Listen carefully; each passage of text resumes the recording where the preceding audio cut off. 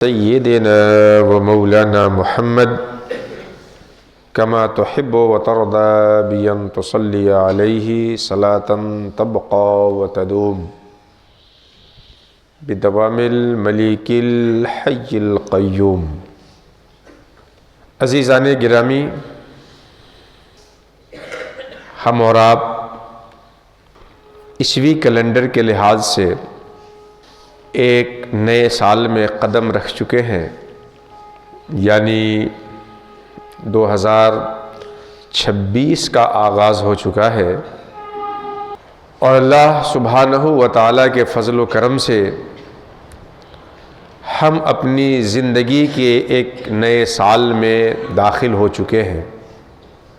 سب سے پہلے میری دعا ہے اللہ رب العالمین کی بارگاہ میں کہ پاک پروردگار اپنے حبیب کے صدقے طفیل اس نئے سال کو پوری انسانیت کے لیے امن و سلامتی کا سال بنا دے۔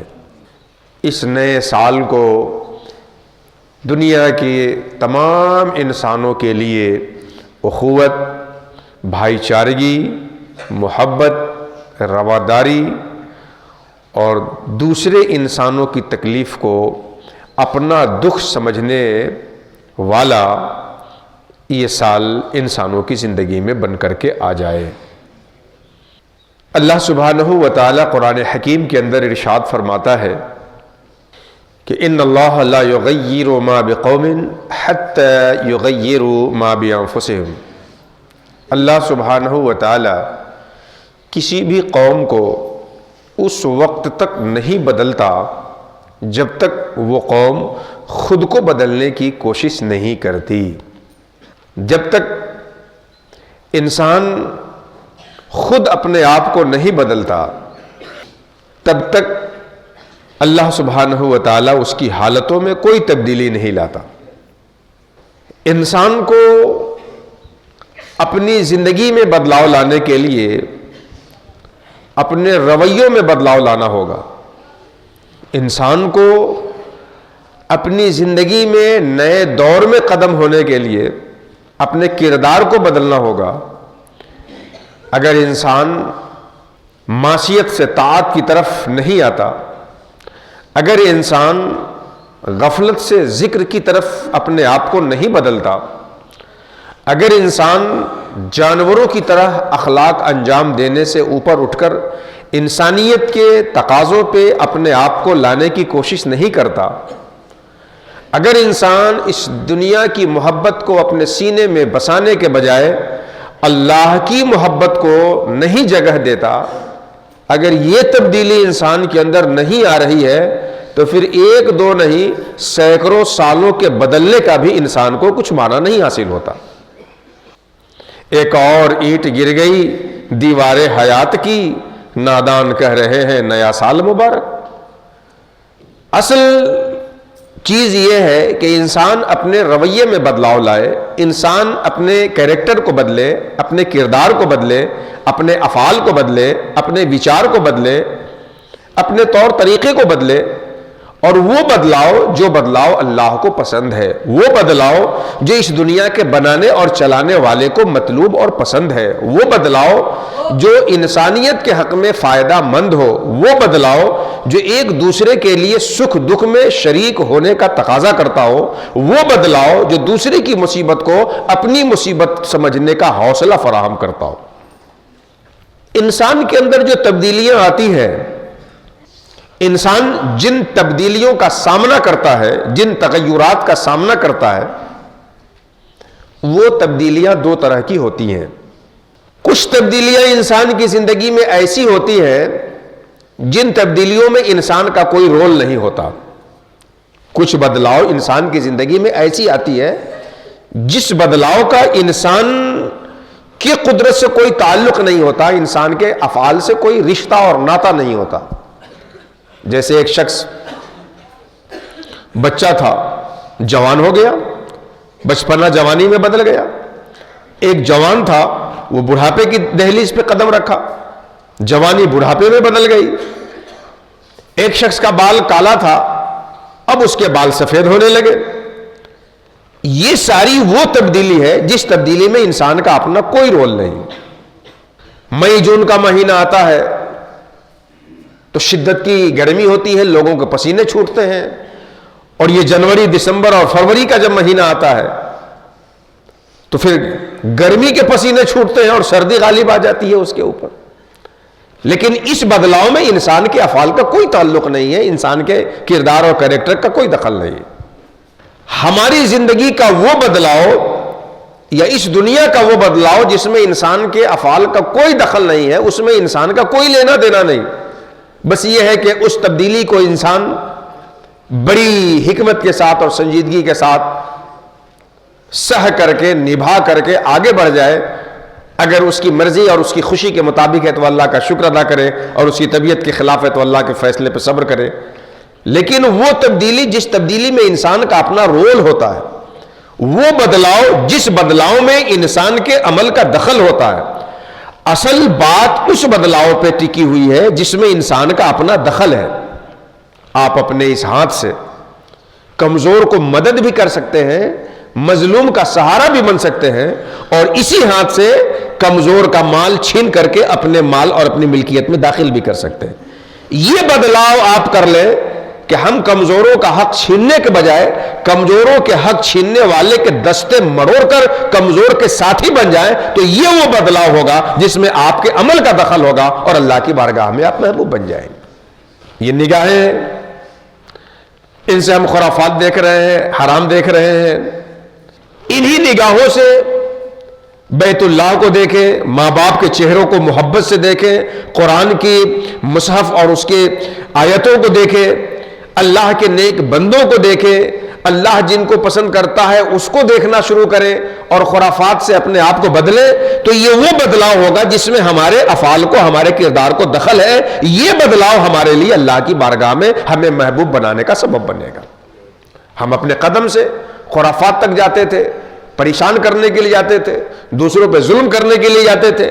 ہماری زندگی میں اگر یہ بدلاؤ آ جائے کہ ہم اس قدم سے چل کر کے مسجد تک پہنچیں گے، اپنی ضرورت کی مقامات تک جائیں گے، لوگوں کی مدد کے لیے ہمارے قدم اٹھیں گے، آج سے اگر ہم یہ بدلاؤ کر لیتے ہیں تو یہ بدلاؤ ہمیں زمین کے اوپر بھی باعزت کرے گا، قبر میں بھی آرام پہنچانے کا سبب بنے گا، اور اللہ کی بارگاہ میں سرخرو ہو کر کے قیامت کے دن اٹھنے کا ذریعہ ہو جائے گا. ان اللہ لا یغیر ما بقوم حتی یغیروا ما بانفسہم. جب تک کوئی قوم خود اپنے رویوں کو نہیں بدلتی، یعنی جب تک کسی قوم میں وہ تبدیلی نہیں آتی جو تبدیلی اس کے اپنے اختیار سے ہو، تب تک اللہ سبحانہ و تعالیٰ بھی اس کی حالتوں کو نہیں بدلتا ہے. اللہ سبحانہ و تعالیٰ سے دعا ہے کہ مولا کریم اس نئے سال کو ہم سب کے لیے اپنی مرضی کے مطابق نئی زندگی کا نیا سال بنا دے. اس نئے سال کو اللہ سبحانہ و تعالیٰ اپنے حبیب کی سنت کے مطابق زندگی گزارنے کا ایک نیا سال بنا دے، ایک انوکھا سال بنا دے، جو ہمارے لیے زمین کے اوپر بھی، زمین کے نیچے بھی اور زمین سے اٹھنے کے دن بھی آرام، عزت، سرخروئی کا سبب بن سکے. اب ہمیں جو اپنی زندگی میں بدلاؤ لانا ہے، وہ بدلاؤ جو اللہ کو پسند ہے اور جو ہماری سرخروئی اور عزت کا سبب ہے، وہ کس طرح کا اپنے آپ میں اندر لانا ہے. اس کے لیے ایک چارٹ ہے جو میں آپ کے سامنے بہت ہی اختصار کے ساتھ رکھ رہا ہوں. امید کہ آپ اس کو سمجھ کر زندگی میں لاگو کرنے کی کوشش کریں گے. علماء کرام نے فرمایا ہے کہ اسٹیپ بائی اسٹیپ، پایا پایا، زینہ بزینہ، ہمیں اچھائیوں کی طرف آگے بڑھنا ہے. ہماری زندگی میں جو اچھائیاں نہیں ہیں ان اچھائیوں کی طرف اپنے آپ کو لے جانا ہے، اور جو قباحتیں، جو خرافات سماج اور سوسائٹی کو نقصان پہنچانے والے جو مواد ہماری زندگی میں ہے، آہستہ آہستہ اپنے وجود سے ان کو نکالنا ہے. اسی کو دو لفظوں میں کہتے ہیں تخلیہ اور تہلیہ. بری چیزوں سے اپنے وجود کو خالی کرنا اور اچھی چیزوں سے اپنے وجود کو مزین کر لینا. جو چیزیں اللہ رب العزت کو پسند نہیں ہیں ان چیزوں سے اپنے آپ کو خالی کریے، اور جو اللہ کو پسند ہے ان چیزوں سے اپنے وجود کو آراستہ کریں، مزین کریں. اس کی جو کڑی ہے، اس کا جو چین ہے، اس کا جو سرکل ہے، وہ یہ ہے کہ سب سے پہلے انسان کے دل میں کسی بھی چیز کے حوالے سے ایک معنی آتا ہے قلب پہ، جس کو اصطلاح میں وارد کہتے ہیں۔ وہ وارد جب مضبوط ہو جاتا ہے تو اسے خاطر کہتے ہیں۔ وہ خاطر جب اور جوان ہو جاتا ہے تو اس کو عزم مصمم کہتے ہیں۔ عزم مصمم جب پائے تکمیل کو پہنچ جاتا ہے تو اس سے عمل کا بچہ پیدا ہوتا ہے، اور عمل جب جوان ہو جاتا ہے تو اسے عادت کہتے ہیں، اسی کو اصطلاح میں اخلاق کہتے ہیں۔ تو یہ ہے سرکل، ارادہ، وارد، خاطر، ارادہ، عزم مصمم، عمل اور عادت۔ وارد یہ ہے کہ آپ کے قلب پہ کوئی چیز آئے، اور خاطر یہ ہے کہ جو آیا آپ کے دل میں، آپ کے دل نے اس کو پسند کر لیا اور اس کی طلب اپنے اندر پیدا کر لیا۔ وارد اور خاطر کو سمجھنے کے لیے آپ یوں سمجھے کہ آپ کپڑے کے دکان میں کپڑا خریدنے کے لیے جب جاتے ہیں، کپڑے کا مالک اس کی دکان میں آپ کے پسند کے لیبل پہ جتنا کپڑا ہوتا ہے آپ کے سامنے رکھ دیتا ہے۔ جتنا کپڑا آپ کے سامنے رکھتا ہے سب پہ آپ کی نظر پڑتی ہے، سب پہ آپ کی نظر پڑتی ہے، اور سب کا حسن و خوب آپ کے دل میں آتے رہتا ہے۔ لیکن انہی کپڑوں کے تھان میں سے ایک کپڑا ایسا ہوتا ہے جس کو آپ کا قلب پسند کر لیتا ہے۔ تو جتنے کو دکھاتا گیا اس کا حسن یا خوب آپ کے اوپر وارد ہوتا گیا، مگر آپ میں طلب نہ رہی، اور جو پسند آیا اس میں آپ کے اندر طلب پیدا ہو گئی۔ تو جو آیا اور طلب نہیں وہ وارد ہے، اور جس میں آپ کے اندر طلب پیدا ہو جائے وہ خاطر ہے۔